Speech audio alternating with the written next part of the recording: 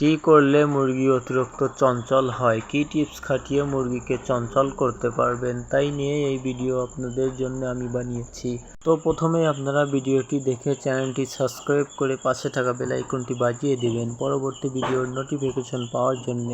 চলুন চলে যাই মূল ভিডিওতে। তো আপনারা যারা আপনাদের মুরগিকে চঞ্চল করতে চান, তো সেই হিসেবে আপনারা আপনাদের শেডের ভিতরে আড়া বেঁধে দিবেন, যাতে উপর দিয়ে তারা মুরগিরা থাকতে পারে, উপরে লাফালাফি করে দৌড়াতে পারে। আর দ্বিতীয় কথা হচ্ছে, আপনার মুরগি আপনাকে সময় দিতে হবে। আপনি যতই যোগ্যতা কর্মচারী রাখেন না কেন, কোনো লাভ হবে না। আপনি যদি থাকেন তাহলে মুরগি অনেক চঞ্চল হবে।